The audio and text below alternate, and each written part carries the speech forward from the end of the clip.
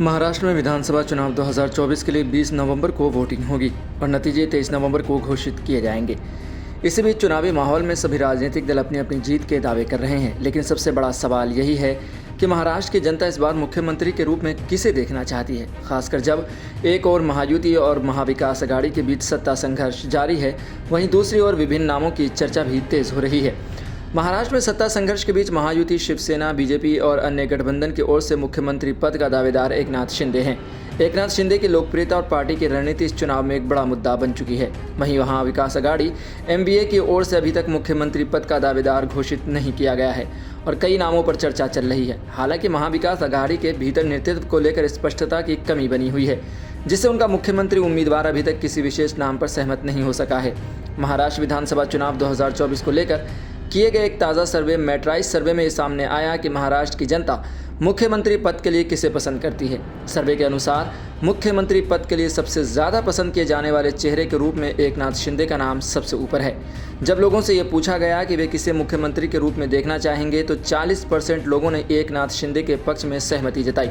यह आंकड़ा बताता है कि एकनाथ शिंदे राज्य में अपनी लोकप्रियता को बनाए हुए हैं और जनता में उनके प्रति विश्वास बढ़ा है।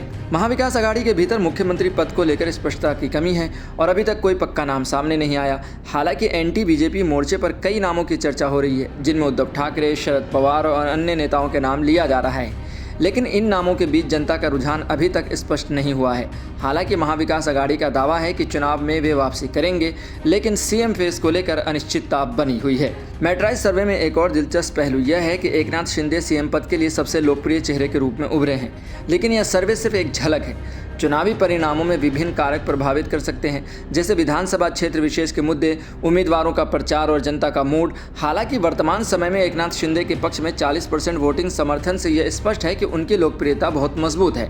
इसके अलावा यह भी देखा जा सकता है कि चुनावी रणनीति, गठबंधन और नेतृत्व की स्पष्टता के साथ ही महाविकास अघाड़ी या अन्य दलों के लिए इस आंकड़े में बदलाव संभव है।